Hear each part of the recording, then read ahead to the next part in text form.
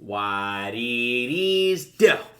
It's your boy Krook LDBT. What it is, show. We got another reaction video. You know what I'm saying? This is from the one and only Jimmy High Roller. This is When You Can't Shoot, and everyone knows it, man. We clearly know who this is about. This is about Ben Simmons, more than likely. This drama has been going on for quite some time now. Ben Simmons doesn't want to play. The Sixers don't want to let him go unless they get something that has equal or more value to it. But the Ben Simmons is hurting his, you feel me? He's hurting his trade value. So we gonna have to see how this plays out. But without further ado, I ain't gonna waste no time. We about to get right into it, man. Question. If you were an NBA GM and your team made the playoffs, what would you do if once you got there, your young three-time All-Star put up 11 points per game on a measly 4.5 shots, shot a historically bad free throw percentage, refused to shoot a three despite being a guard, and was virtually unplayable in the closing moments of those big playoff games? Well, if you were the 76ers ownership, you'd hand this player a $177 million contract, making him the 9th highest paid player in the entire league. That player being Ben Simmons. Now, I'd be lying if I said that Ben Simmons was the only overpaid player in the NBA, but Ben Simmons is a special case because... Guys, and hold on real quick, man. Look. My opinion on this whole saga going on right now is it's the Sixers' fault and it's Ben Simmons' fault.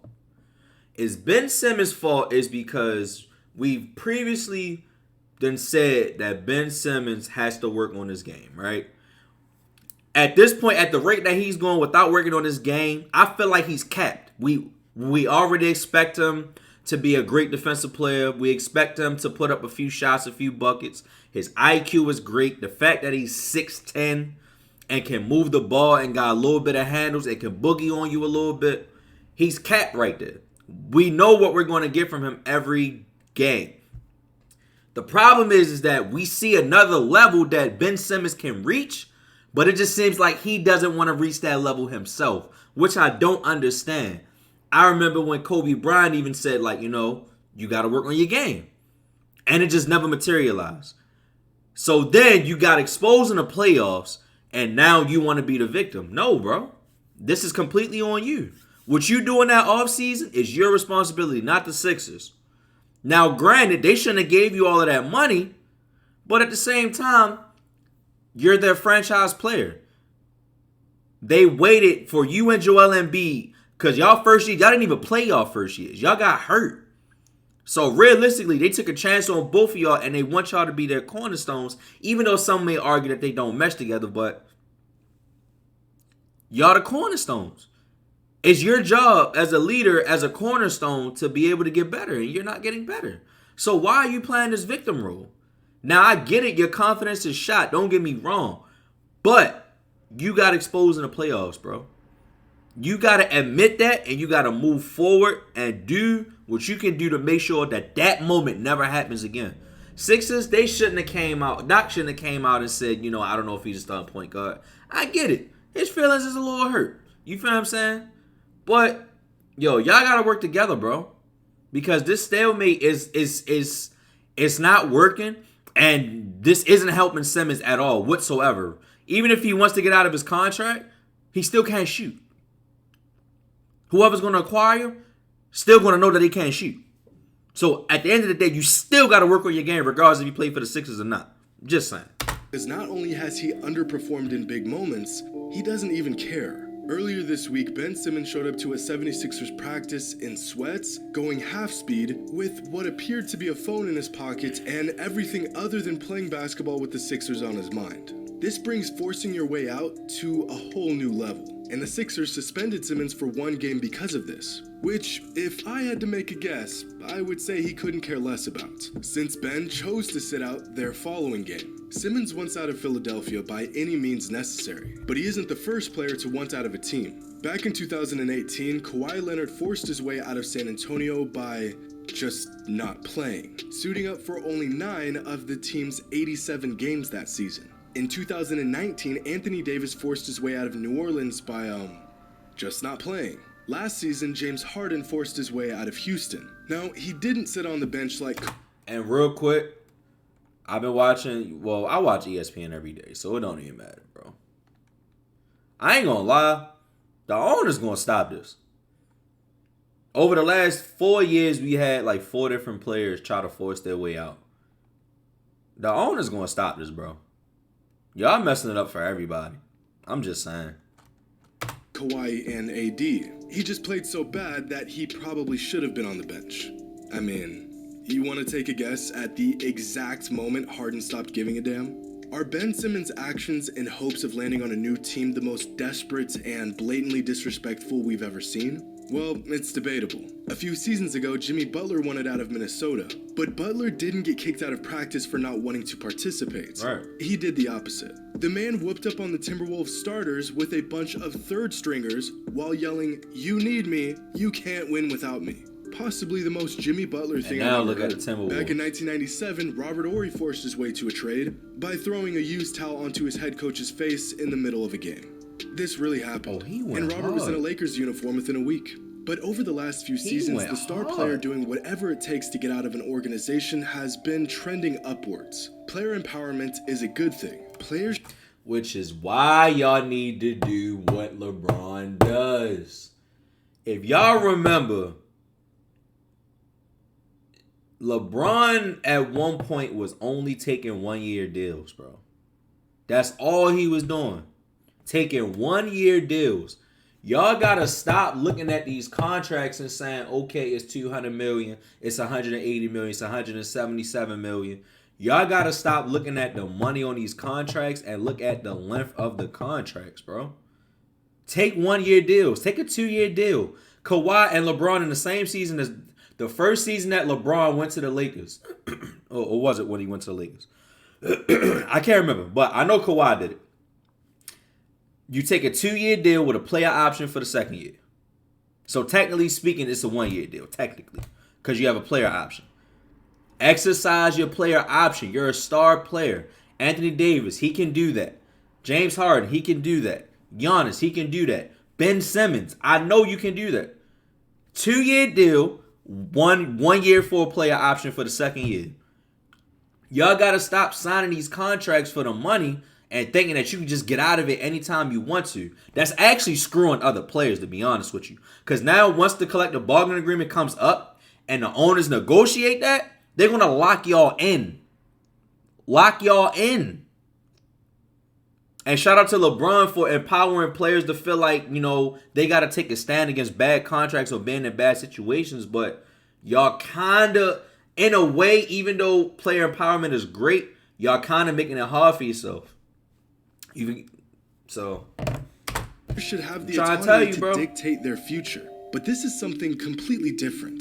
Because Simmons isn't Kawhi Leonard, or James Harden, or Anthony Davis. He isn't a generational talent, and his organization didn't betray him. In fact, you could argue the exact opposite. The 76ers have spent the last 4 seasons building a roster suited specifically for Ben's exceptional but very limited skill set.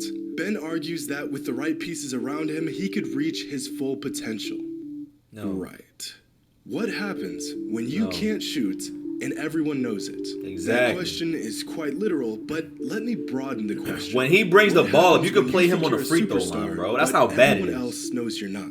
Now, before we answer that, I want to give a big shout out to today's sponsor, SeatGeek. With live events making I a got comeback you. and a new I NBA season appreciate upon it, us, but we gonna SeatGeek is skip here it. to get us back in the action. Check this out. Just download He's a superstar. I'm not sure if this has ever gone well for anyone, ever. Here's an interesting chart displaying the continuity of every roster in the NBA from season to season. In other words, this chart tracks how much each NBA team changes its roster every season. And with one of the you got most a few turbulent 90% rosters on in the there. entire NBA, You got 90% right here. You got 90. Oh, damn, never mind.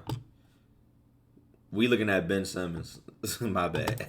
is the 76ers, making adjustments to their team more than nearly every other organization in the league. A lot of these changes specifically made in order for Ben Simmons to succeed, potentially leading to success for the 76ers. And this plan was going relatively well, until last season's playoffs. Simmons This is the first time in his Like, career yo. he's decided Like, look at this. Look at that. That is something you have to work on. That's you, bro. That's you. You can't blame nobody else but yourself. What are you doing in the offseason? You have to work on that. You have to take accountability for what you cannot do. It's been 4 years already, and you still can't shoot free throws. Hell, even Shaq at one point in time couldn't shoot. But you want to know what happened? He got better. You feel what I'm saying? Like, come on. You got to work on that, bro. You got to. And these are crucial buckets, bro. Who knows if you would have shot and made them, what would have happened to the game? That can change the situation of a game. Ben Simmons can still be a point guard for a championship team like the one you guys want to become. Yeah, David, I don't know that question or the answer to that right now. No, I ain't gonna lie. That's what messed it up. Your head coach is supposed to have your back. I will admit that. Doc should have said, yes, he could be a starting point guard, but he has a lot of work to do, and we can try to get him there if he wants to put the work in. That's all you got to say. So, acknowledging that, yes, he can still be a starting quarterback, but he got to work on his game if he wants to do it. If he wants to put in the work, we can help him get there. That's all you had to do. So, I will admit, 76ers did. They messed up the bag. They messed it up. This man is one of the highest paid players in the NBA. And despite the organization standing steady beside him. Because I ain't going to lie. Whose contract looks better right now? His or Rudy Gobert's? A lot of people was questioning Rudy Gobert when he got that $200 million contract, right? Whose contract looks better right now as of this moment? I don't know. I'm just saying. This guy I'm just is saying. demanding a I trade, even questioned and it too. As selfish and I'm just unaware saying. as Ben is being to his teammates and coaches, his actions could potentially hurt the entire league as a whole. At this point, it only seems like a matter of time before Simmons finds himself suiting up with a different team, which would mean that for no justifiable reason, completely unwarranted, a player can just decide one day he doesn't want to be on a certain team anymore, and that team is held hostage, with money tied up in that player and a roster situation that they are now forced to scramble and patch together. This goes beyond player empowerment, resembling something more like player dictatorship. Connor Bergen, a writer for SB Nation, discussed potential changes to how the NBA structures player contracts due to these forced demands. In the modern era of player empowerment and freedom of movement, franchise executives argue they need more protection from trade requests and player non-compliance. Team officials have recently discussed the possibility of introducing monetary repercussions for players who ask out. There's got to be some kind of penalty or fine. These guys sign the Supermax and they want to get traded the next day. Some GMs have suggested a penalty totaling up to 70% of a player's salary, which most GMs think would be a big enough fine to incentivize these players to stay put. But even a massive penalty like that wouldn't change anything at all. What happens when a player doesn't explicitly say he wants out, but instead just plays like trash? The team would have no choice but to trade that player, and since he didn't demand a trade, he wouldn't be penalized. After decades of ownership having all the leverage in these situations, players were given more power, and this is what happens when a player decides to abuse that power. Abuse the power, exactly. Was put together a plan that would prevent star players from leaving their teams prematurely. This would mean far less movement in the NBA, more parity, less teaming up of ultra-elite players and super teams. This could potentially create a league like we saw in the 90s and early 2000s, where every team had its star player, and that star player stuck with the team through thick and thin. A far-fetched but hopeful proposition. But the irony in this whole Ben Simmons situation is that there are players in the league that could justifiably pull a stunt like this, but they don't. Damian Lillard has given his blood, sweat, and tears to the Portland Trail Blazers for the last 9 seasons. And despite the franchise doing little to accommodate his greatness, he remains loyal to the team. A Washington Post article written by Jerry Brewer pretty much summarizes Simmons' antics. Star movement has filled a vacuum created by lack of parity. It has caused personal acquisition to become as popular as the regular season and playoffs. Right now, it seems to be a vicious cycle of instability led by players who have assumed power without really knowing what they want, on the whims of entitled 20-somethings who would rather escape the grind or who would rather go to the next shiny market than coexist with another star. Every prominent player is in pursuit of a move that supposedly will change the landscape of the league. And possibly the worst part, Simmons isn't even a superstar. Sure, he's a good player, but when the going gets tough, how many people want Simmons dictating the success of their team down the stretch? And Brewer's comments on escaping the grind really hits the nail on the head with Ben Simmons. This man has had no progression in 4 NBA seasons. He hasn't expanded his game. He hasn't developed even a sign of a jump shot. I'm not in the gym putting up shots with the man, but it wouldn't be a stretch to say that Ben has avoided the grind. He's content with being the player that he is, while deflecting his faults and shortcomings on a team that has done everything to help him. Think about it. Everything that makes Ben Simmons a great player, it's all God-given. His vision, his IQ, his passing, his size. Mans is getting paid $33 million a year for being 6'10". And this is coming from someone who has been on the Ben Simmons bandwagon since he was a senior in high school. Must we not forget that Kobe wanted out of LA back in 2007. He wasn't happy. Management was at an all-time low and the Lakers were doing little to meet Kobe's needs. So what does he do about it? The man turned around and won back-to-back championships. Back in 1998, the Chicago Bulls front office did just about everything in their power to disrespect Michael Jordan. And even MJ didn't make unrealistic demands with the organization. The man just retired. At the end of the day, I don't see this situation going in Ben's favor. Either Ben stays on a team where trust has been completely broken, or the Sixers trade him to a team that can take on his massive contract and he can hit the reset button. New city, same old jump shot, or lack thereof. New team, same sense of entitlement.